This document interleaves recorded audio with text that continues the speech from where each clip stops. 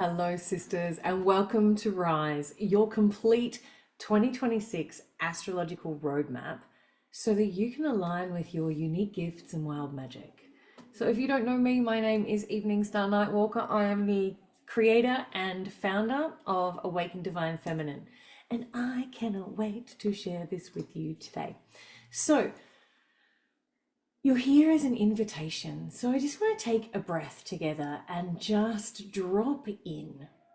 Let's just allow ourselves to kind of bring the shoulders up towards the ears, and then just with an out breath, let them drop and fall.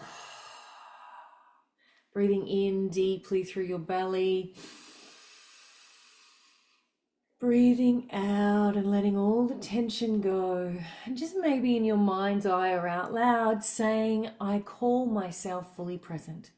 There's nowhere to be, nothing to do, no one to please.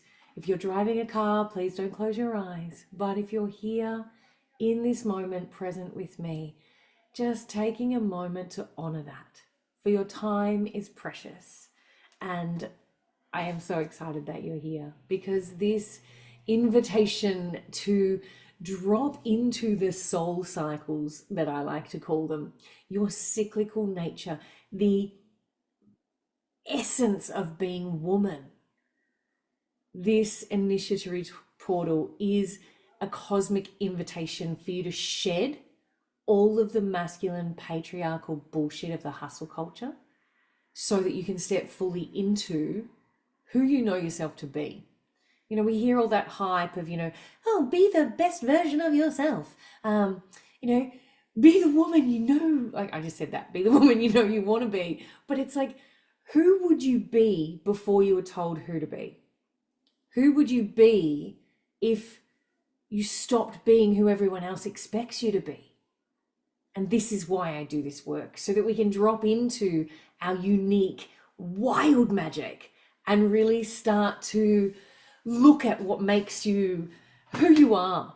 And I must say, the first time I got an astrological reading, oh my God, it was insane, because what happened was this beautiful woman said to me, you do this and everyone thinks you should change it, but it's written in the stars. So learn to love yourself for it. And it changed everything for me. And since then I've been a complete astrological nerd and have been studying full time for at least 5 or 6 years, and also before that doing really part-time study. But anyway, I'm here to reconnect you into your cyclical wisdom so you can rise into your wild magic, because everything is a cycle within this world, and every cycle, it's the same cycle of birth, growth, full bloom, decay, and death, back to rebirth, growth, full bloom, decay, and death. And this cyclical living, it's like the same cycle with different duration. And what I want you to feel into, as much as today's masterclass is quite heady, I want you to know that what I am inviting you into is to embody this magic, so that you understand by the end of today how my chart means that all of these big cosmic movements that are happening will be completely different for me as they are for you. And I want you to start to get a really basic understanding of why and how that happens. Okay, so let's dive in. If I can come back. So this masterclass is for you if you've been feeling kind of exhausted, that absolute on energy. We are not, as women, designed to be on every single day. And we have this pressure, though, to perform and to, be everything to everyone else at the expense of ourselves. And no wonder that leaves us depleted and wondering why we can't seem to catch up. Sometimes we feel this sense that something's wrong. We've been shamed for being women. We have been shamed for our menstrual cycle. We have been told we're too much, too emotional, all the things that leave us feeling like there's something deeply wrong with us. We've also been put into this system, this patriarchal system that divided and conquered women, where we now compare and compete and judge and gossip instead of bringing together the healed sisterhood where everything is welcome, and we learn that beautiful deep listening and sitting in circle and sharing our stories and coming back into rhythm with each other. And in that, when we share our stories and we hear the trials and tribulations, the wins, and we celebrate each other, we get to understand that we're not so alone. But the shame that we feel in being up one minute, down the next, not being able to keep up with the Joneses, not being able to kind of, get everything together is not your fault. It's actually your body asking you for change. And I didn't put this into this masterclass, but there's 5 main symptoms that 85% of women say that they suffer from. And it is depression, anxiety, hormonal problems, weight gain, and exhaustion. And yet we go into the doctor and we're treated for those 5 symptoms. But what they are is symptoms. What the major component creating those symptoms is actually stress. Stress on your physical body, stress on your emotional body, stress of being on all the time and feeling shame for when you cannot keep up. And that inconsistency, we're being taught and told as women that it's a fault or a flaw, but it's not. It's our cyclical nature speaking. This is also for you if you are sick and tired of the hustle culture. You keep measuring your worth by your productivity. But did you know that if you've got a presentation like this, or, you want to present in front of work or at a festival, or, if you have to run a kids party, if you can time that at the full moon or your ovulation, you will have so much more energy than if you try to push through when you're bleeding or it's a new moon. All of this helps us honor our wholeness, not just, how many dots, I's we can dot and T's we can cross. This is also for you if you want to understand the astrological terrain. As within, so without, as above, so below. The absolute, and everyone would have been hearing about it. Astrology is a bit of a buzz thing at the moment, but it's always been within us. It's such an ancient art form, and it is absolutely insane what's been happening over the last 12 months especially, where to me and with my coaching clients and the group calls that we do and all of the beautiful containers that I hold, I've been talking about feeling like we're in this washing machine. Again, up one minute, down the next. Shit that you thought you'd dealt with keeps coming up. And we've been trying to figure out what the hell is going on. But the way that we work, and the way I'm going to teach you today, is if we know what's around us astrologically and within us, within our own elemental system, within our own masculine and feminine within, we get to actually come into alignment and start rowing with the current of the cosmos instead of pushing shit uphill. And, hands up who's absolutely ready for that. Okay, it's amazing that you're here. If you're absolutely hearing the call to remember that women have sat in circle for longer than we haven't, that there is this ancestral, primal feeling that's rising, the goddess is rising again. And your wild magic is asking you, maybe you've been hearing things like, change of job, relationships are weird, even your mothering style or whatever it might be, things just feel off. And we've had major outer planets, and outer planets stay in signs for, I think Pluto's, off the top of my head, it's like 20 years, 20 to 22 years. And so Pluto's been in Capricorn for 22 years. And it was only earlier this year that it settled into Aquarius. And now we've got Jupiter going to move signs. We've got Gemini is not a planet. We've got Jupiter's moving signs, Uranus is moving signs, and Neptune and Saturn, who have been doing this dance in Pisces, which is like the balsamic, the ending of the astrological wheel. It's like, what are we ending? All this stuff, this washing machine, bringing all this stuff up for when Neptune and Saturn move into Aries, and Aries is the natural beginning of the astrological wheel. And hence why I'm doing this now, because over the next sort of 8 weeks, all of this energy shifts. Not all of the outer planets shift in the next 8 weeks, but the Neptune and Saturn do. And this is a huge, massive kind of Saturn's your boundaries. It's like, yeah, I'm going to get your shit together, put your boundaries in place, get your systems and structures and do the thing. Where Neptune is like boundaryless, like where can I expand? Where can I grow?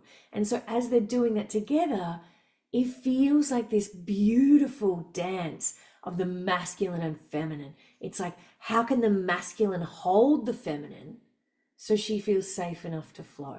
And we'll speak more into that in a moment. But what we're going to cover today is cyclical living, because that is my jam. We're going to talk about the cosmic weather report, because yes, that is also my jam. And it's been driving me nuts over the last couple of weeks, last week, where we've moved into the 1st of January at the time of this recording, and everyone's going, oh my God, the year of the fire horse. No. So the Chinese astrology, and being a doctor of Chinese medicine myself, this is again something that I totally nerd out on, shifts this year on the 17th of February.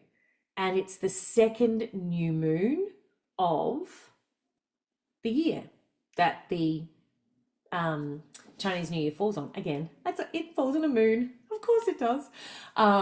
That's when it shifts. So we've got this portal until February 17th to shed. And I'll speak a bit more into that as well. We've got this January portal and a cazimi. It's a Capricorn cazimi sequence. Cazimi means when a planet is within 1 degree of the sun.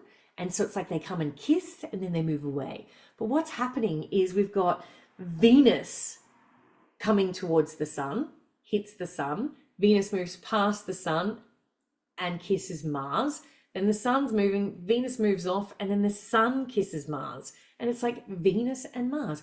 Women are from Venus, men are from Mars. This is the masculine and feminine, not women and men, but the yin-yang beautiful energy of the divine dance of fuck the hustle culture, which is all the masculine pushing, striving, driving, being on all the time, to really having the masculine within us, not pushing and driving and striving and burning out, but creating systems and structures like daily devotions. And, every second day I go for an hour walk on the beach, or, I spend 5 minutes in the morning with my cup of tea looking out the window.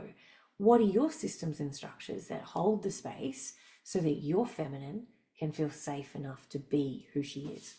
Then we're going to look at some different things happening in 2026, so a bit of a roadmap. How those planetary transits, we're going to look at the eclipse and the nodal shift. The nodes, again, I'll speak about those in a moment, but that's kind of your destiny line.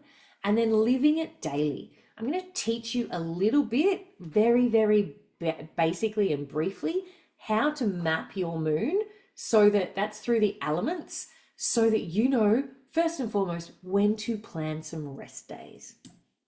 Okay, so part 1, your cyclical living. This is your birthright and something that should have been taught to us when we were kids.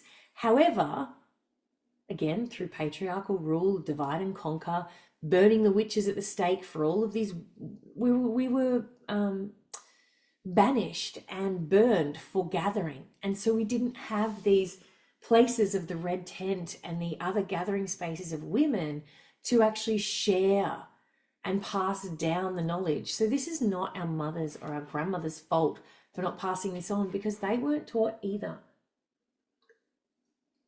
But this has to be a fundamental paradigm shift that is a deep remembering. For we have the wisdom within us, we just need to remember how to access it. And once you start, and this isn't about like every single time I get my period, I am going to stop and not do anything for an entire day.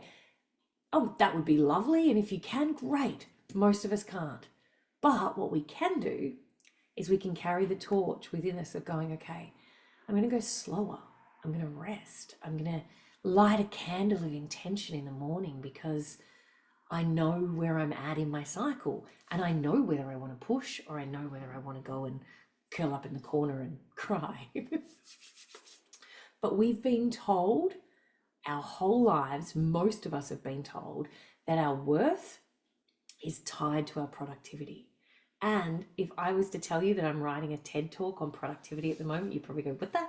But I am, and I've been writing it for ages, and it's actually about cyclical wisdom and moving with what I call the Feminine POWR Pathway, which is, you know, this beautiful acronym to move through the 4 phases of your cycle, whether you're bleeding or not, because we use the moon as our map.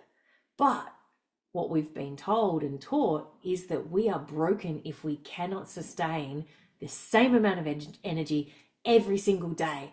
And, you know, that means that when we're inconsistent, we're seen as unreliable or lazy when we actually need to rest. But what's happened is it's made us always on and always available, giving everything of ourselves to everybody else at the sacrifice of ourselves. And this has created like mental, emotional exhaustion, guilt for not living up to the expectations. This is such a cultural paradigm shift we need to change, because what it's creating is this shame that there's something wrong with me. And that is not the case. It's actually the opposite. And if we start to lean into and carry and work with your cyclical wisdom, then you actually get to tap into this power and energy that we have that 99% of us don't even use. Okay, so again, we've been lied to. We've been kind of being measured as women by a masculine metrics, that whole circadian rhythm. Again, same energy, same output, same mood every single day. Yes, men cycle too, but they have a different biochemistry, and women have a completely different chemical makeup for each phase of your cycle. So the education system, the corporate world, even healthcare, they're designed to bring you back into rhythm with this 24-hour clock. But what we need to remember is that women have actually got a second biological clock, which really should be our first biological clock, called an infradian rhythm. And there is nothing wrong with you for feeling tired and needing to rest. There's nothing wrong with you for not being able to keep up, because you are cyclical and you're living in this linear world. And the more of us who get together, the more of us that, you know, run circles and talk about this and start the conversations with our children, the more we can come back into this beautiful community-driven cyclical world, which ultimately is my goal, you know, my mission in life. Let's train 1 million women worldwide to run safe and sacred women's circle with this premise, this cyclical wisdom as our foundation, so that we get the knowledge. We give that to our mothers and our grandmothers, and we give it to our daughters, and we pass the torch, and we can heal the world then, one woman at a time. But the cost of ignoring this natural innate rhythm and flow, we burn out, we disconnect from our intuition, we abandon ourselves for the needs of others. We have hugely chronic health issues, those 5 things that I said before. Our creativity feels depleted, and our relationships are often strained.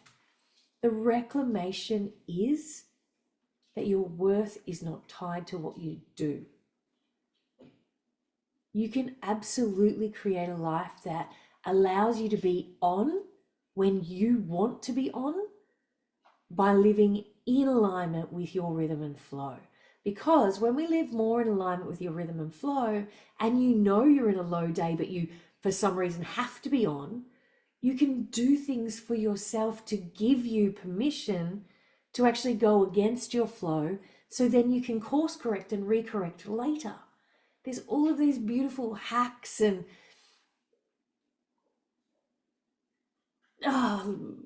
life hacks, hacks is the word, to be able to help you come back into alignment with who you are.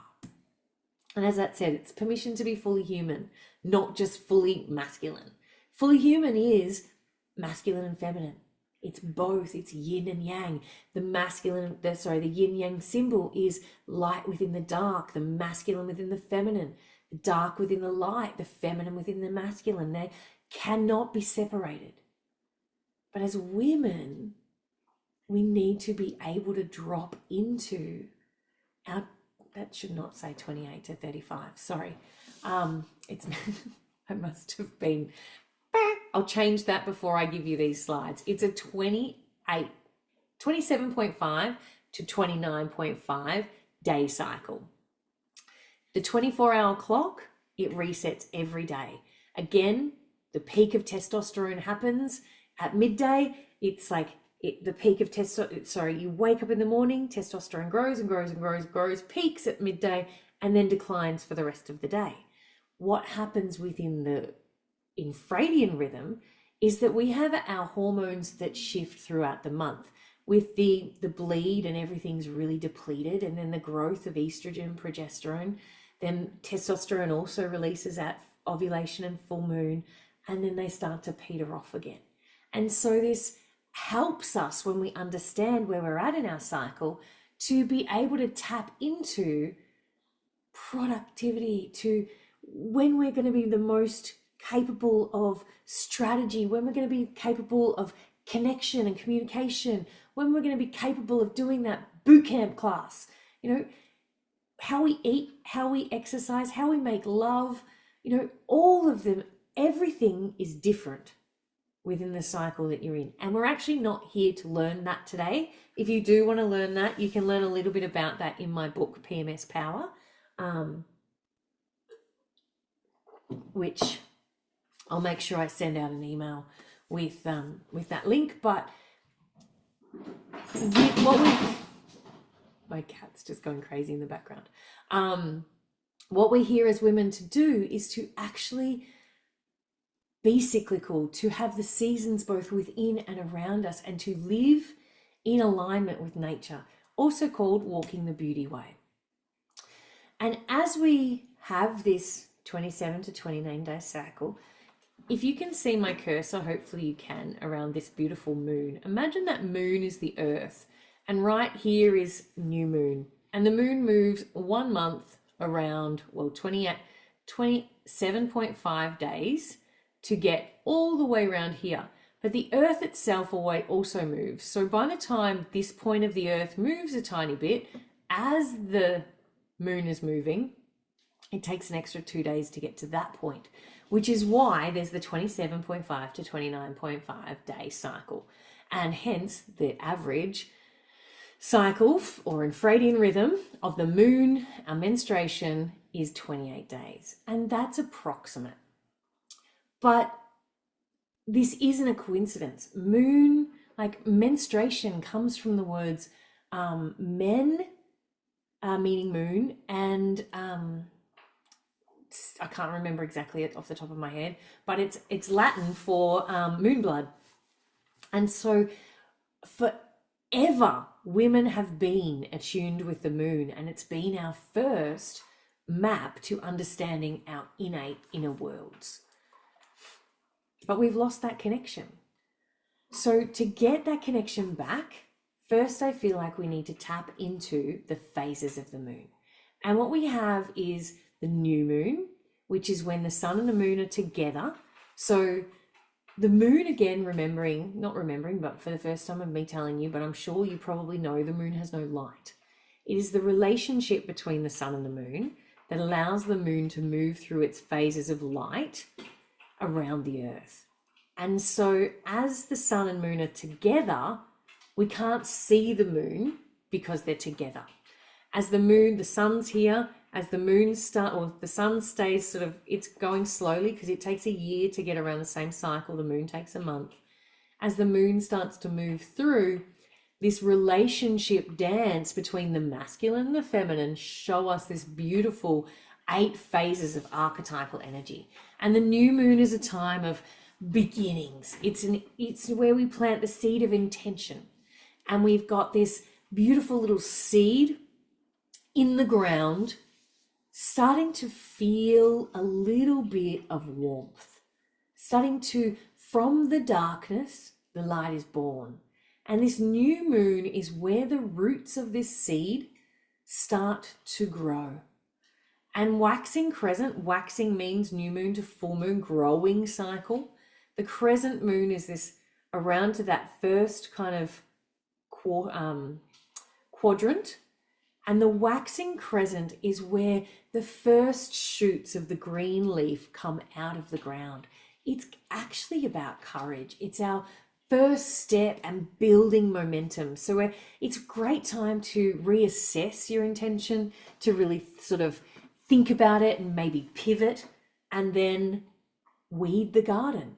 Because if this first shoot is up, it takes courage because it could be eaten or stomped on and the weeds might grow over it. So we must give this beautiful waxing crescent and all of the waxing parts of the moon lots of water and lots of nourishment, lots of love to grow.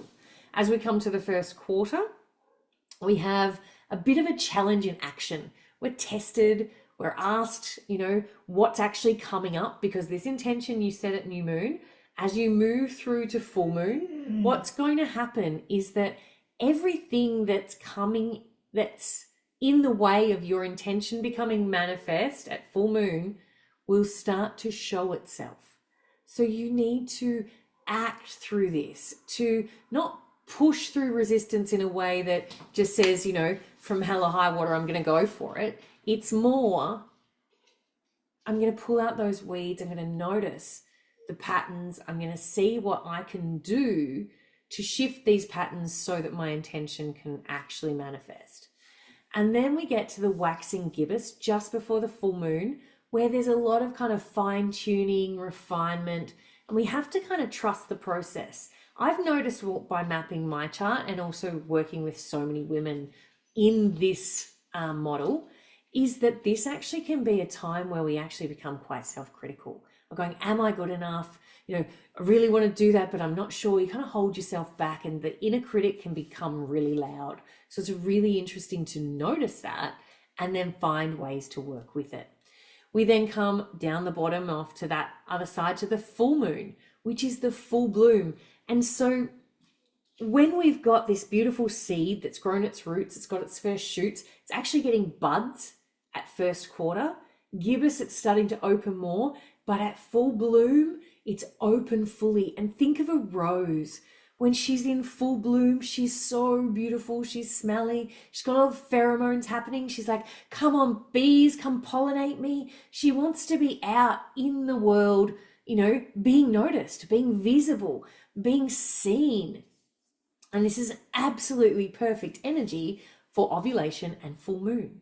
Then as we move past full moon, we get to the waxing gibbous, which I like to call the teaching phase or the shamanic phase. It's where we've learned all of this stuff from new moon to full moon, and we want to go and teach it. We want to disseminate it. We want to give it out into the world. And as we do that, the best way to actually learn something is to teach it. And so as we move through from the waning, now waning means from full moon to new moon, it's the descent, it's the decreasing cycle. The light of the moon is getting smaller. And did you know that the crescent moon, the waxing crescent moon in Australia, is a completely different direction to the waxing crescent moon in the Netherlands? And I was showing my brother and sister that when I was there earlier this year, and it's like, oh my God, it was so weird. I felt like I was upside down. Sorry, I digress. So the waning gibbous is where we teach. Then we come to that third quarter phase, and it's about holding on to and letting go of what we no longer need. It's also where the petals and the leaves start to kind of wither a little bit. She's still pretty goddamn beautiful, that rose, but she's starting to age. Then we come into the balsamic and the balsamic first, where all of the petals and the flowers and the leaves have gone down to the ground for composting. It's about true going into the void to reset, to be in the space, the liminal space of the dark moon, because this seed then is there waiting to then be planted again at new moon.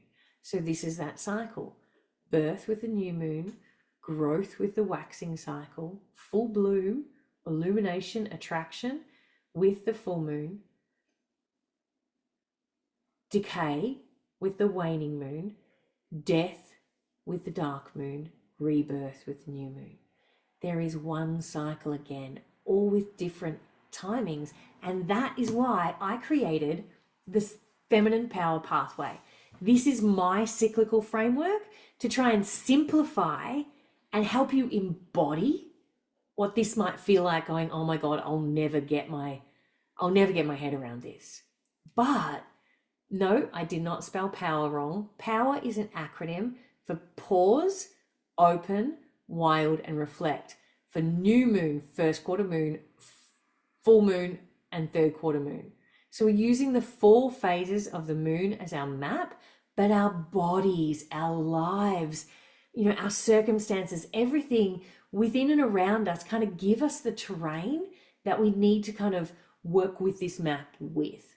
And so using the Feminine Power Pathway isn't about forcing yourself into a structure. It's about noticing your natural rhythms and recognizing that there is a gentle masculine structure within the flow, so you can start to work with your energy instead of against it. And these 4 phases also mirror the seasons, and the archetypes of being woman and our menstrual cycle. And so when we layer those 4 things, just those 4 things, it really helps you to come into understanding of the energies of each one, because you're kind of going, okay, pause, new moon, oh, this is winter, this is like midnight, this is menstruation, this is darkness, this is the deep feminine, this is the rest, the reset, the dreaming, the releasing phase. We're releasing blood. This is where we get to journal and meditate. Do you know that when a woman menstruates, the left and right side of her brain, the hemispheres of her brain, actually are in equal access? She can access them equally, and it's the only time of month this she can, which is pretty bloody cool. The O for opening, it's like the follicular phase. The follicles are growing. This is a growth phase. The plant's growing. It's spring. It's the maiden, the little baby's grown into a maiden. She's had her first period and she's starting a new beginning. And when a maiden gets her first period, she's said to meet her power. This is beginnings of everything. This is the creativity. This is the innocence. This is the growth phase. And then we have the wild phase. And this is where you get to step fully into all of you, big, bold, raw, wild. This is the full moon phase. It's ovulation, it's summer, and it's the mother energy. I don't like to use the word mother archetype because the word mother can have very triggering energy for a lot of women, especially women who have had fertility issues or lost babies, and also women who have chosen not to have children.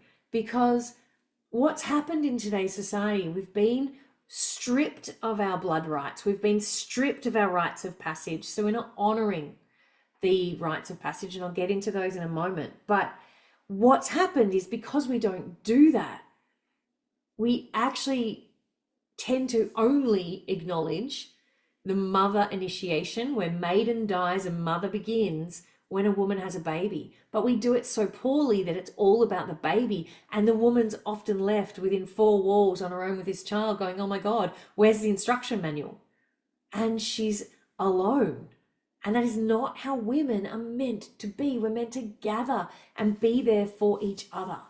So within this wild phase, the mother is actually initiated around 26 to 28. And it's through creative projects, creating businesses, creating relationships. It's actually where biologically we turn from our energy being all about me to being able to be of service. Because we actually are biologically designed to actually give, but we're not meant to be designed to give from an empty cup, which today's society has trained us all to do. What we need to learn to do is to give to ourselves first so that we can be overflowing. And the best way to do that is through cyclical wisdom. So then we have reflect, which is the third quarter. It's the waning moon, it's the autumn phase, and it's the Marga. This is where the priestess comes in. Through the mothering years of our lives, or the queen years, we get to practice our power. And the Marga, she owns her freaking power. It's like the same neural pruning goes on at puberty as it does at menopause. And what happens is both of these times of our lives are actually shifting our energy away from being very nuclear with family or giving to others and being of service outwards, to bringing our energy in to being all about us. So it's like the inner rebel of menopause, the inner rebel of puberty is a very similar physiological process. And if we had our red tent traditions, if we sat in circle every month and started to share where we were at, then we could understand and be there for each other, through our rites of passage. And that is what we honestly need to reclaim. These major life transitions, not just maiden to mother, mother to Marga to crone, but these reclamations of, what about your first sexual experience? What about every time we bleed? When we sit in circle, for circle is the medicine, we get to share our stories. We get to hear and listen and witness each other. But these rites of passage have been stolen. We've been shamed for being women. Our menstrual cycles have been medicated, or we've been taught to disconnect from them completely. And it's not okay, because what it's creating is a huge mental and physical health crisis. But what if we're to celebrate these blood rites? Menarche, the first blood. When a girl becomes a maiden and a gateway opens, again, this is where she meets her power. This is what's been stolen here, is the beauty of being woman. The beauty of the power that we can connect to, instead of being handed a pad and a packet of painkillers and saying, suck it up, it sucks for the next 40 years. What if we were actually able to hold our kids through this and go, oh my God, this is amazing, you're a woman. This means so much to that ability for you to understand your body and to then honor and celebrate your monthly bleed. Because this is the death, this is the rebirth, this is the pause, the new moon, the dark moon to the new moon, where the light is born. Most of us push through, or, if you're on the pill, you don't take the pill and we skip it. But we're being told it's like shameful, like just keep exercising, you'll be fine. It's not okay to completely and utterly push through for your physiological system. And if you do, when you're younger, you'll actually pay for it later. And this sacred time is a massive portal and a ceremony in and of itself. And again, it doesn't mean going away for 2 or 3 days and hibernating in the woods, which, oh my God, that would be so amazing. It might just mean closing your eyes and lighting an imaginary candle in your mind and saying, today, I'm going to breathe deeper and I'm going to go slower. Then we have motherhood. As I said, this is an initiation and it's birthing something. Maybe it's coming to see me and birthing a drum. Maybe it's birthing projects. Maybe it's like, birthing a business or art projects or, a book or whatever it might be. But this is actually a death of the maiden moving into mother. And without this being spiritually witnessed, this is what we tend to get is maidens in old women's bodies. And what's happening is that we're not honoring the true cycle that we're in. And thus, when we get to menopause, we have this marketing culture that says to deny it, to get away from it, don't don't do it, it'll, it's the worst thing in the world. But it's actually an amazing, transformative time in your life where you get to truly neural prune, shed the shit, let go, and hold your wise blood within. And this is where you get to own your fucking power. You get to be able to go talk to the hand, because, I'm in my energy, and if I don't feel like it right now, I won't. And being deep in perimenopause myself, I am very excited about this process. So the reclamation is this cyclical wisdom. Means when we learn to track our cycles using the moon as our map, we start to come back into cyclical living, because the body is the oracle. It's the compass. The internal compass is your body. It's how you feel. But when we use the map, the moon as our map, we get to come back into reclaiming our sovereignty of who the hell we are. Stop apologizing. Stop forcing, and stop pushing yourself to the edge of burnout and wondering why we got there again. So I want to talk now about how we can layer this cyclical living, this, understanding your cycle through the Feminine Power Pathway, to then layer this with, because we use the moon as our map, we've got cyclical living and we've got astrology. And this is where I marry the two together to help you ignite your wild magic. And wild magic is about finding your purpose, but it's more about your why. Why do you get up in the morning? What lights you up? What gives you your energy? When do you rest? When do you work? When do you push? When do you connect? When we're able to do that, oh my God, it feels so good.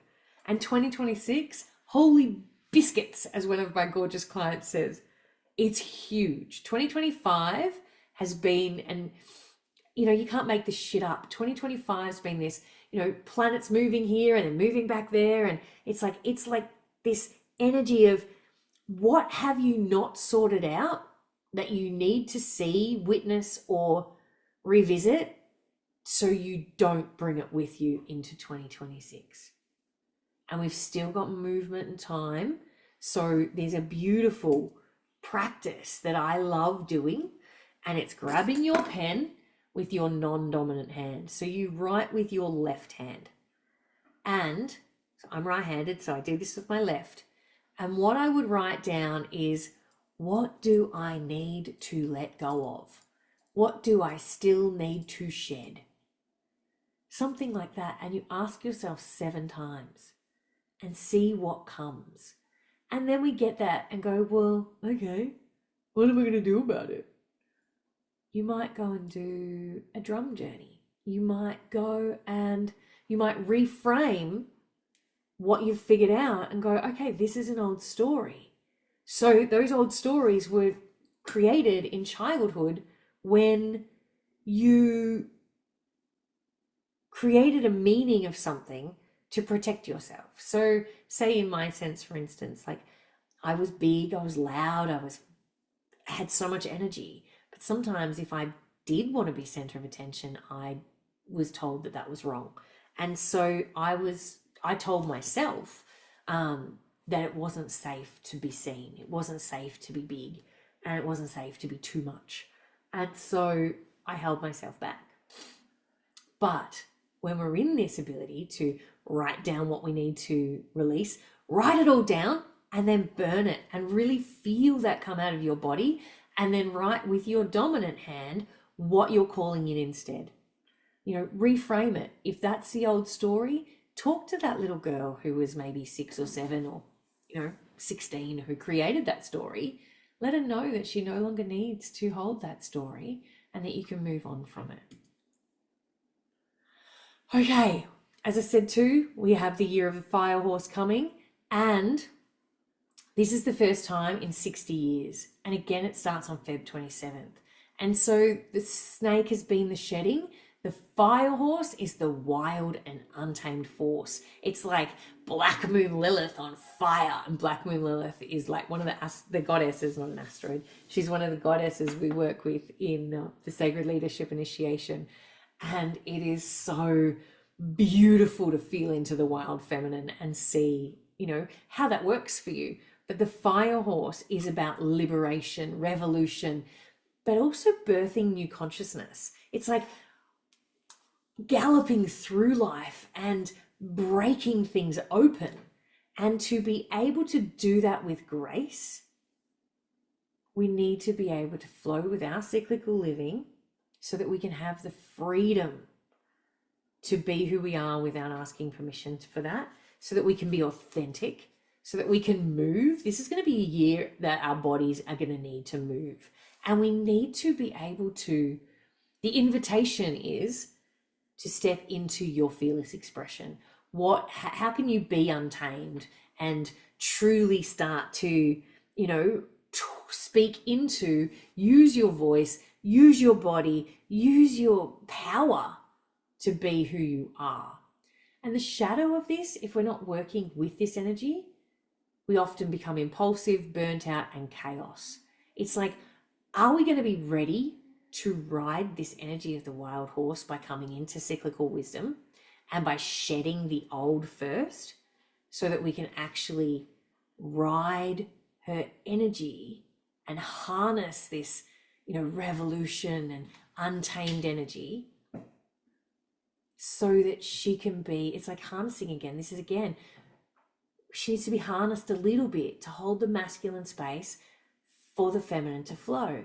This isn't either or, wild and grounded. This is both and, free and rooted, wild and grounded, feminine and masculine. Well, we also have in the next month and a half, so just before we turn into the, you know, fire horse year, or sorry, just after we turn into the fire house year, this all happens. So we've got January 27th, we've got Neptune entering Aries. And if I lose you here, just stick with me for a minute, because you're going, oh, you know, what's that? What's this? Neptune is, as I said before, it's the expansive, it's the dreaming.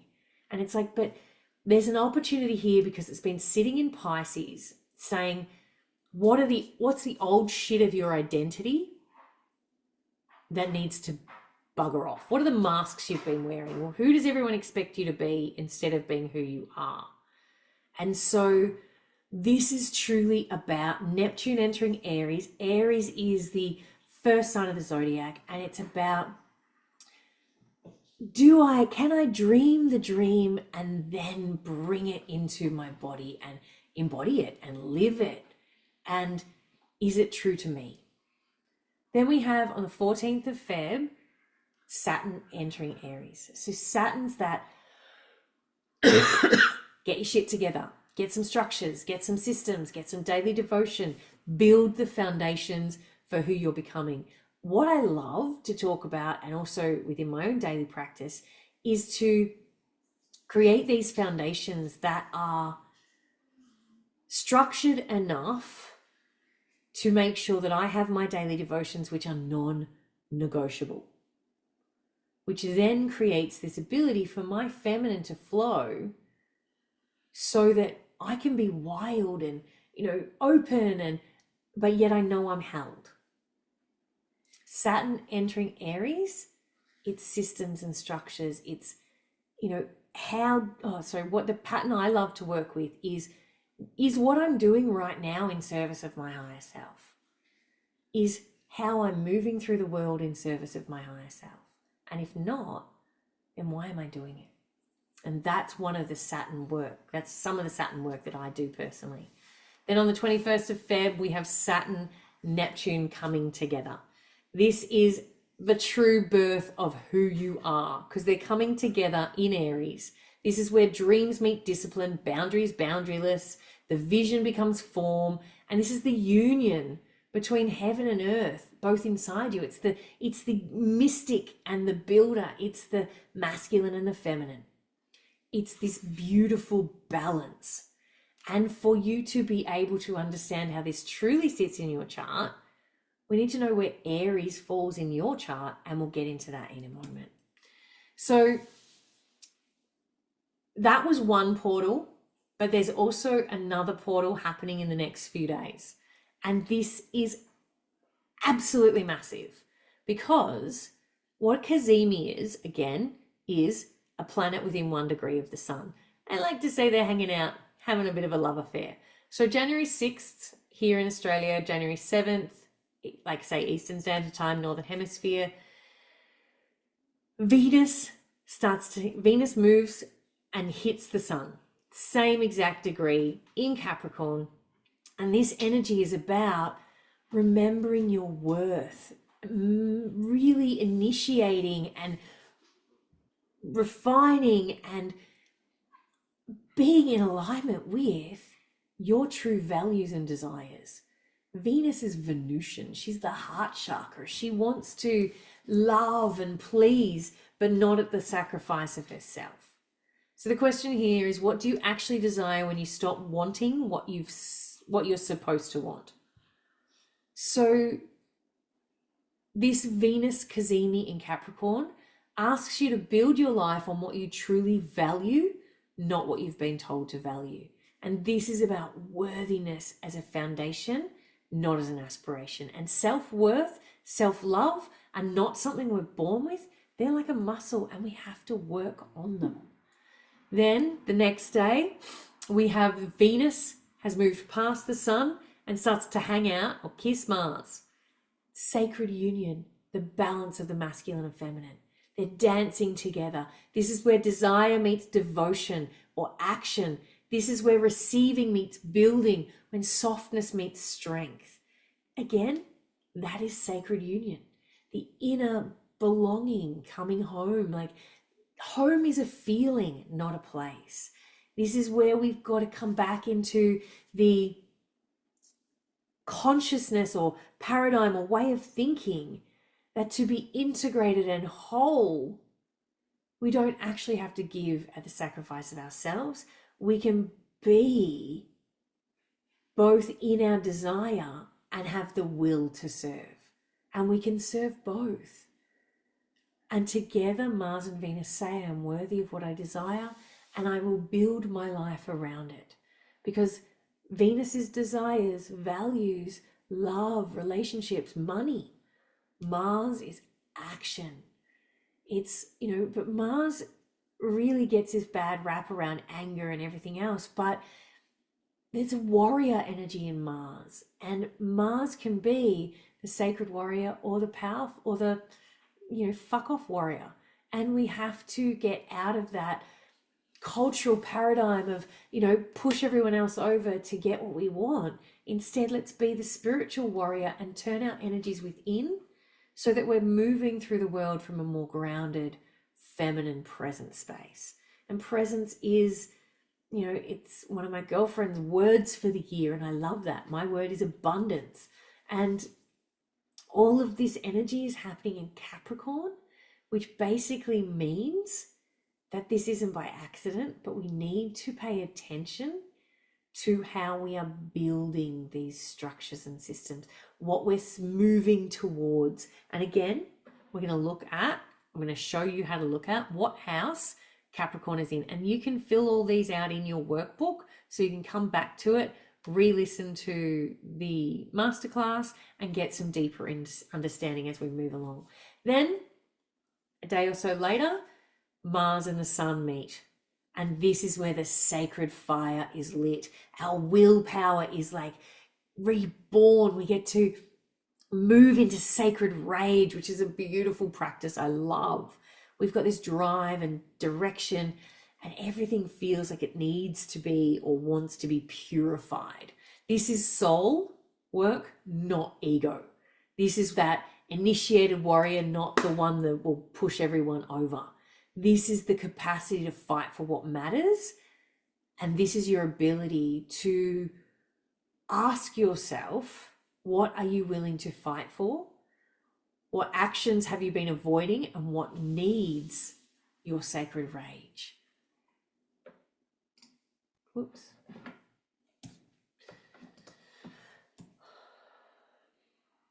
And how we see this move, again, the layers within the layers, the cycles within the cycles, how we see this January kind of energy move through our feminine power pathway is that today I'm recording this on the full moon in Cancer. And so today, being the full moon, we are in the wild phase. January 1st, so it starts, the dark moon comes through to the midway through the crescent moon. And then around January 8th, these are approximate dates because, as my coach likes to say, there's no lines in the sky. And I love that because it just, it's like when summer moves to winter, it's summer moves to winter. Winter moves to spring, and you get that first kind of smell of jasmine. And then all of a sudden there's this huge cold snap. And then it's like this dance that comes up and down. So it's not exact dates, but January 8th to 14th, we're moving in the waning phase. So we're in that like through the harvest, through autumn, we're decreasing, we're letting go. And then January 14th, 15th to 22, we're in the pause, the collective bleeding phase, the dreaming. This will be, I don't know why that says, oh yes, it will be the Capricorn new moon. This Capricorn new moon, we've got the Capricorn lunation cycle right now. I hope I've got that right. No, sorry, we've got the Sagittarian, I knew I had that wrong. Sagittarian lunation cycle at the moment, which moves into our Capricorn lunation cycle, but we're having this Capricorn sun season right now. And so it becomes a bit confusing, but the more you work with this, the more it kind of, the layers become, oh, that makes sense. Oh yeah, that makes sense. The moon is your deeper emotional undercurrents. It's your body. It's tangible. It's intuitive. Where the sun, so that's the Capricorn lunation cycle, is more tangible in the body. Where the sun in Capricorn is more bringing your structures and systems into consciousness.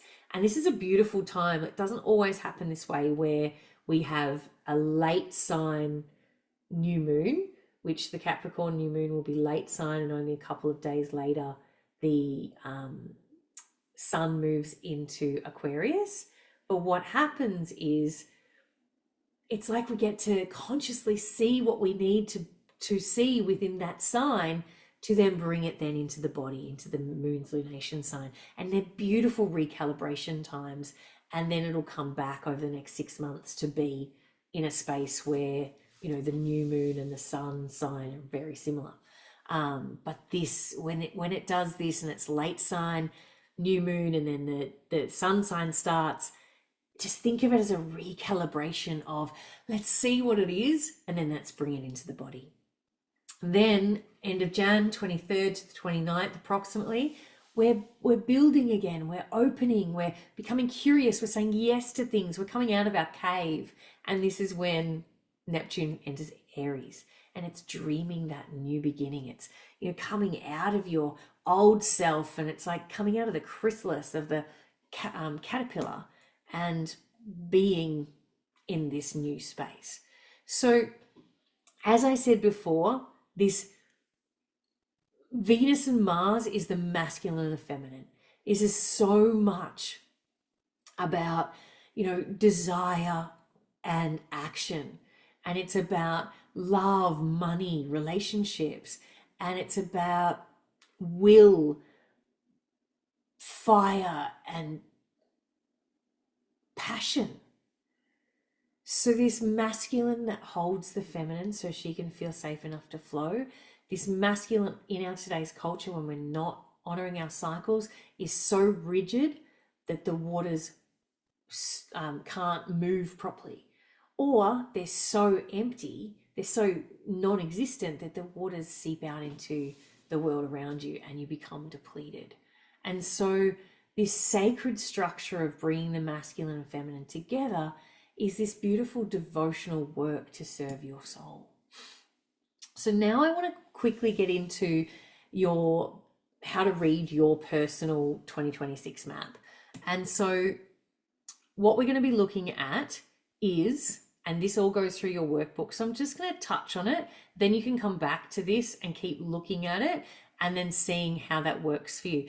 You could even then put your chart once you've read it, and then say, put it into ChatGPT and say, from the chart uploaded, can you tell me through my house and everything else that you see in that, how Saturn and Neptune conjunction is affecting my Aries house? I don't know. I haven't done that before, but that just came through. Why not? You know, let's use ChatGPT for good to learn more about yourself. Anyway, so we're going to look at your Aries house because there's the Saturn Neptune stuff going on in there. We're going to look at your Gemini house because Uranus is moving into Gemini. We're going to look at your Leo house and Aquarius because the nodes are actually shifting. I think Jupiter's moving into Leo as well, but I could be, it's actually very late at night, so my brain is not working very well. So we're going to look at Leo and Aquarius. We're going to actually look at just a note here. We're not going to look at it, but a note if you do have planets in Aries, Cancer, Libra, and Capricorn between, in the first half of the sign, these are going to be very activated by the eclipses and this Saturn Neptune energy. So really kind of meditating on those planets. And then we're also going to identify the houses that the eclipses are going to hit for you. And so to do this, you'll get these slides, so you can come back to this. But again, I'm going to take you now to this website. Enter your date, time, place of birth. And then, so this one here. So once you click that link, this is the page it will take you to. I've already filled in my details, but when you come here, what we want to do is click this extended settings and come down. It'll naturally say Placidus. So I want you to just move down and click whole sign. This means that every house is one full sign instead of your houses being half one sign, half another. Both systems are very amazing. Whole sign is much easier to read, but it's also what the Hellenistic astrologers and the classical astrologers use. And my first teacher, Lynn Smith, she's very whole sign, and it's an absolutely beautiful system. Put in your time and date of birth, your place of birth, and then the transit. So say we're doing one for the full moon Feb, so that's on my birthday, 2nd of Feb, put that in. If you know the time of that, put that in, and then you put your place of birth as well. Oh, sorry, your place where you are right now. And so what we have here, and again, this might just look like this weird picture. You also have so these little symbols here tell you exactly what these symbols inside mean. The blue ones on the inner ring are your natal planets, and these orange ones on the outside are the transits. And so what we're going to be looking at is the sun. See, Saturn here is that black guy, but he's not going to be black over here, but he's right there. So Saturn and Neptune are sitting right there. We've also got the moon over here because we're sitting in a full moon right now. So that's when the moon and the sun are opposite each other.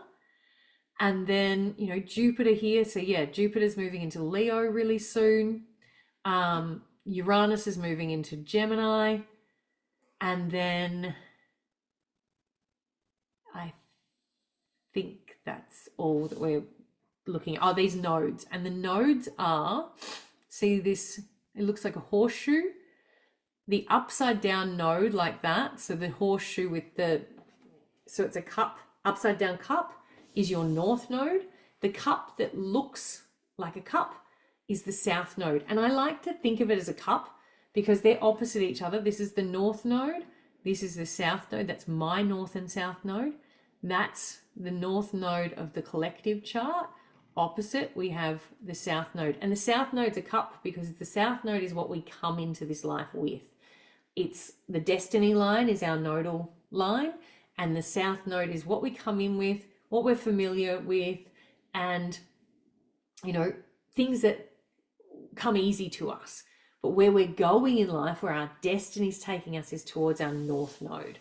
And right now, south node is in Virgo, north node is in Pisces, and they move the opposite direction to the planets, and they're not actually like astrological bodies. They're a mathematical point in the sky according to the moon's elliptical. But they are moving from Virgo and Pisces into Leo and Aquarius. So yeah.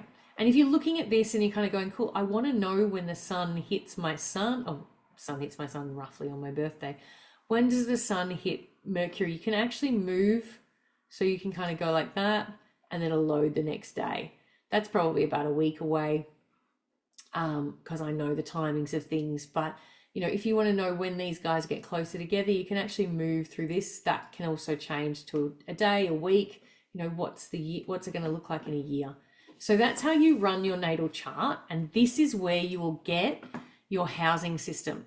You'll only get your housing system if you know your time of birth. If you don't exactly know your time of birth, it is a bit trickier. I know a lot of astrologers that won't even do a reading for someone who doesn't have their time of birth, but tune into your intuition. Ask friends and family. Go to the hospital you were born in, see if they have your birth records, and request them through Freedom of Information. But this dark line here is the eastern horizon or ascendant when you were born, and this is where you took your first breath. And so this first house is your first house. So you've got 1, 2, 3, all the way around to 12. And so you find this symbol. Again, the symbols are here. They tell you what they are. This one, Taurus, is my second. So I actually have a cardinal cross chart. So the natural ruler of the first house is Aries. So I'm an Aries. So it's kind of like a big double energy for me. But you might have Taurus in the first house or Cancer in the first house. And so your workbook will ask you to fill that in. Okay, so back here. Cool. Is that loaded? Okay, that's loaded. Okay, so that's how you do it.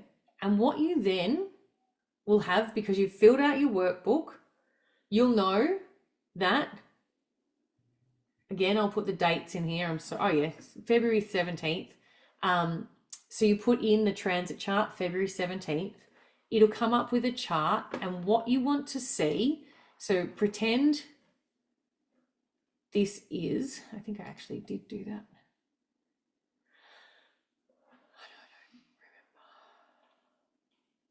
Anyway, what you put in your transit chart is this date. Then you put in the place that you're in and you put your chart in to see which house both Aquarius and Pisces sit in. Because this first eclipse, this solar eclipse, which is initiation and seeding, the sun and moon will be in Aquarius, but the nodes will still be in Pisces and Virgo. And so this is kind of like, it's again, another last stretch of Aquarius stuff, Pisces stuff before we move into Aquarius. So it's asking us what roles, labels, and things from your past no longer serve you. Like, how can you decondition from what you think versus what you've absorbed? What's yours and what's not yours? And also, can you truly tap into seeing your own patterns? And not kind of fantasizing about what these patterns are, but truly going, no, that's not for me. Yes, that is. And that's because it belongs to me, not because that's what I've been conditioned to believe. So a really beautiful mantra for this eclipse is stop trying to perfect your way to safety.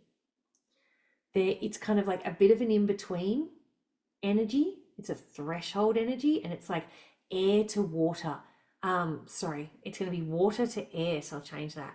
It's like this liminal space, a portal between the chapters of what do you need to truly release in the Pisces, Virgo kind of spiritual axis so that you can come into service of the collective, which is the visionary, the Aquarian energy. On the March the 3rd, we have a lunar eclipse, which is revelation and release. So Virgo wants to refine, but under this eclipse, it kind of might make you kind of come into the shadow side of Virgo, which is perfectionism, feeling over responsible, hyper vigilant, kind of the inner critic can jump in. So what it's actually asking you is to kind of release and be revolutionary. What doesn't need fixing? And also, you know, what can you release so that you're not micromanaging or having to prove yourself again from your productivity. The medicine here is that devotion to what is true, not what is flawless. It's like perfectionism is a very Virgo thing. And so making sure you're doing something because it's your truth, not because it looks good. The mantra here is I'm releasing the addiction to fixing and choose devotion over perfection.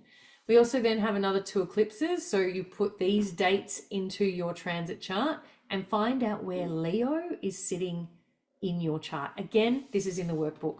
This eclipse, again, reseeding identity around your creative force, leadership, courage, play. Like, where do you feel confident or not confident? How can you seed some energy here for confidence to come in? And before I move on, I wanted to bring your energy to the fact that eclipses are this, something's eclipsing into your life, something's eclipsing out. It's like big timeline shifts and reset, new beginning, revelation, release. Solar eclipses are doors opening. Lunar eclipses are that kind of mirror turning inwards. And it's really often about, here it is, face it. It's not often gentle. So be really gentle with yourself around eclipse energies. August 27th, again, put that into your transit chart. And this is really that last hurrah of the Pisces energy before, again, this is an outer sign eclipse, Pisces and Aquarius. We're doing this kind of karmic storyline, asking you where changing your curriculum, your inner thoughts, your beliefs, like the world is changing curriculum, but where are you still sitting with a few pages? Like, where are you clinging to old shit? Where won't you truly turn the page?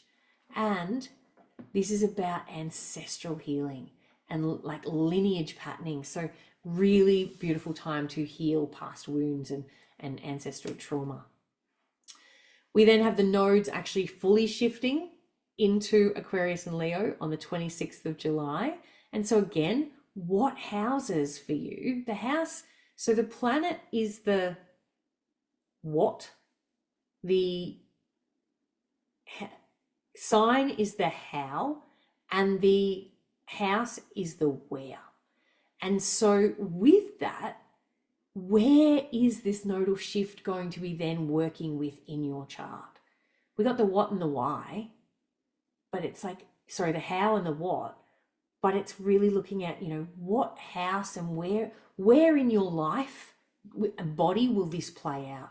And so Leo's asking you to sort of create and to be playful and to really come into your heart chakra. And Aquarius is then about community and visionary. It's like having your individual voice within the collective, having the courage, which is Leo, to find your self-expression and your voice in your community. And it's not, you know, your uniqueness and light and sisterhood, it's both. So it's going to be really, really beautiful. Other key dates, and again, these are the dates you can put into your transit chart to see what house these fall in for you. March 22nd, Neptune and Sun come together in Aries. March 28th, Saturn and Sun come together in Aries. April 25th, Uranus enters Gemini. What house is Gemini for you? June 19th, Chiron enters Taurus. June 29th, Jupiter enters Leo. And October the 3rd to November the 13th, we're going to have a Venus retrograde. Over this time, we're also going to be running my Venus Rising program. So stay tuned for that. It is an absolutely beautiful deep dive into releasing emotions and working with the goddess archetypes, going into the beautiful underworld using the Inanna myth as our map, and it's absolutely stunning. So I'll let you know more about that. But as we layer these cycles, the more we kind of, you know, your head might be spinning, and I know I've been talking for a long time now, but I'm nearly finished. I just wanted to kind of bring the last layer, as I said, moon menstruation, cyclical living, moon astrology. We've kind of just looked at both. Let's bring it together with moon mapping, the gap between kind of the heady stuff and embodying it. Looking at, I can show you every single transit, every eclipse, every portal, but that's kind of like handing you a fish instead of teaching you how to fish. Most stuff we're kind of consuming these days, it stops at the head level. But what my passion is, it's about embodying things and really learning how to read and feel your inner compass, so that when you look at the sky, or where the moon is, you look at your chart, you know what that means for you and how you can work with your inner energies and not continue to push it uphill. And the reason I work with the moon so much is because it's our daily touch point. It's what I use to guide my rituals. It's that 1 month through the signs and houses, and it stays in a sign and house approximately, it moves a sign and house every 2.5 days. So we're able to track this energy, and most importantly, tracking when you're going to take rest, because we've not been given ourselves permission much to do that. It's really, really important as women that we do. So why the moon? Because she's our body, she's our intuition, she's our feminine. And as she moves so quickly through the whole astrological wheel, the whole wheel of life, we get to work with her as she moves. And she's our mirror. So as we get to see her move in the sky, we get to feel how that happened, like what shifts in our body as that's moving. And again, this is about living it, not just reading about it. This is embodiment. We're tackling the bridge between understanding it here and actually bringing that wisdom into your body. And to do that, we need to see from your transit chart, your moon sign, where the moon is at the moment. So back to this chart, look for the moon. The moon here is sitting, so these, I don't think that's actually Placidus. Let's get a whole sign and redraw that. I'm wondering why that was a bit off. So this is the whole sign chart. And what we have is this whole sign here of house 1 is Aries. But we want to find the moon as the moon moves around your chart. Right now the moon is in water, in Cancer. Cancer is a water sign, and it's in my 4th house. And so this is how we kind of, now tomorrow it's going to move into Leo, which is a fire house, in my 5th. And so as we do that, just wait for it to click back in, we get to track the elemental energy. So each house has an energy. You don't need to really know the sign. The sign gives you another layer, but the first fundamental thing is to know which house the moon is in for you today and what that's asking you. So the 1st house, 5th house, and 9th house are all fire houses. They initiate, express, and expand, and they move from one to the next and build on each other. And the elemental energies goes from fire to earth to air to water, and repeats: fire, earth, air, water, fire, earth, air, water, and that's the 12 houses. So the 1st house, naturally an Aries house, who am I? The 5th house, what do I create? 9th house, what do I believe? And the fire energy doesn't ask permission, it lights the way. Our earth houses are the 2nd, 6th, and 10th. This is where we build, sustain, and achieve. 2nd house asks, what do you value and what are your resources? 6th house asks you how you show up daily. And the 10th house is asking you, what is the legacy you're building? Earth doesn't rush, it endures.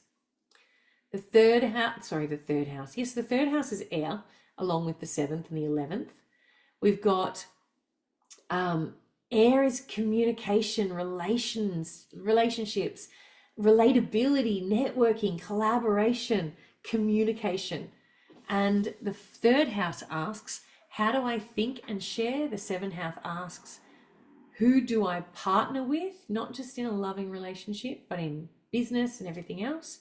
The 11th house asks, what community am I part of? And then we have the water houses, which are the 4th, 8th, and 12th. And this is where we rest and integrate. We feel, release, and surrender. The 4th house asks, where do I belong? What is that feeling of home? The 8th house asks, what must die in the eye of me so I can transform? And the 12th house asks, what lies beneath all of that? And in your workbook, which I have right here, just in that first page, there's a little bit of information. Putting in, when you run your chart, your ascendant, the 1st house, pop all of them in here. And then there's a little key here as to some keywords for each of those houses so that you can use that key for filling out the rest of this workbook. And it should give you a really amazing way to start to map the moon, to map your transits, and to move forward. But if you would like to truly know how to do this in a deeper way and navigate and understand your inner landscape by the moon, then I am inviting you to Moon Magic. In a couple of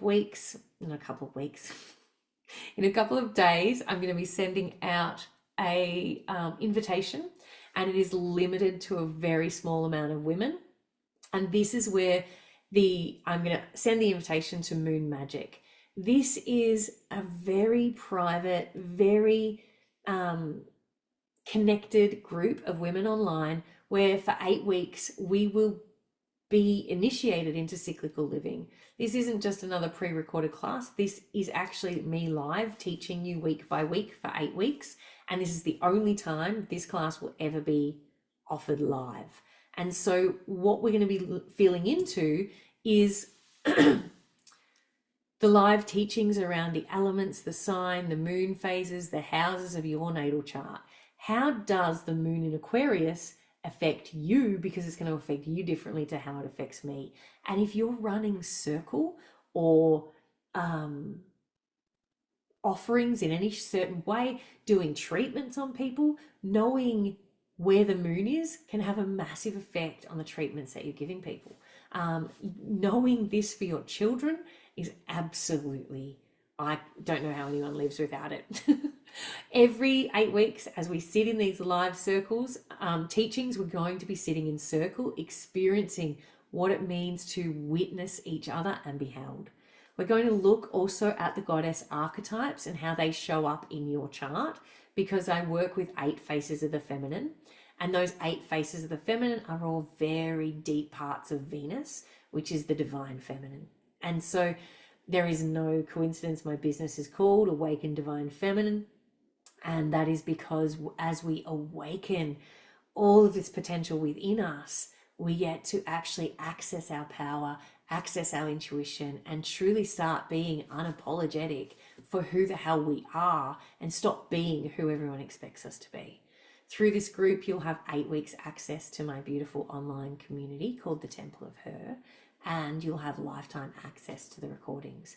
We begin this course on the 4th of February, but until, depending on exactly when I get this email sent out, which will be in the next couple of days, from the day I send it out, it will be open for 3 days. It'll be open between the cazimi portal, and I'd say it will shut actually on the 10th, which is the end of the cazimi portal. You are going to get this program for $297 instead of $597. That's $300 off. That's Australian dollars too, so super cheap. And again, it's the only time you'll ever be able to get to do that live with me. So from here, where do you go? Take what you've learnt. Hopefully you've just listened to this without kind of doing too much with your workbook. Listen to it through a couple of times, fill in your workbook, and then start to just look at that AstroSeek website every morning. Where is the moon? You can even go to time and date. It doesn't actually, I'm not sure what website that is. Currently, I'm working on an app that will actually give us the moon sign and like moon sign every day. That will help you track, but I don't have that ready yet. But AstroSeek will tell you there are moon charts and things within AstroSeek. So do that. So start tracking it, noticing your phases, noticing your cycle. Layer on your menstrual cycle. See what happens. Are you bleeding at full moon? Are you bleeding at new moon? Are you bleeding somewhere in between? And if so, what does that mean for you? Then go make sure you use your workbook, track the transits.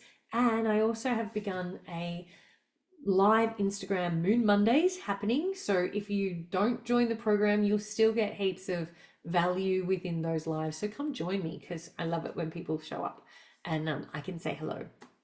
And if you're ready for that full initiation, and if you want to join me with a really beautiful, intimate group of women, then either email me, DM me, or wait till I send out the invitation in a couple of days and join Moon Magic, because it's going to be phenomenal. Thank you so much for coming. The fire horse is coming. Honestly, we're in the shedding still. What is it that you don't want to take into this next chapter with you? The portal is open. We're in this liminal space of release, let go, clear it all out, so that we can actually start to ride this energy that's coming, because it's going to be absolutely phenomenal. Because remembering your inconsistency of who you are and your energies and all that stuff does not mean that you are broken. Being a woman is a superpower. Having triggers is a superpower. They're portals to accessing deeper parts of ourselves that need to be healed. But we can't do that on our own. You are not too much. You are not inconsistent, and you are not broken. Being cyclical is absolutely a superpower. And I would love to show you how to use that deeper. But no matter where I see you, blessings on your journey. I'd love to read this to you and then say good night or good day, or whatever time of day it is for you. A blessing for your journey. May you remember that rest is sacred. May you trust your body wisdom. May you honor your cycles without apology. May you release the need to be the same woman every day. May you give yourself permission to pause when you need to pause, to open when you're ready to begin, to go wild when your power is at its peak, and to reflect when your truth demands to be spoken. May you navigate 2026 not by forcing yourself into linear productivity, but by flowing with the cosmic tides that live inside you. May you trust that you're exactly where you need to be. Take what resonates, sister, leave the rest. Your body is the oracle. I love you so much. My name is Evening Star, and thank you so much for being here. Mwah! I'll see you when I see you, where I see you. Bye for now.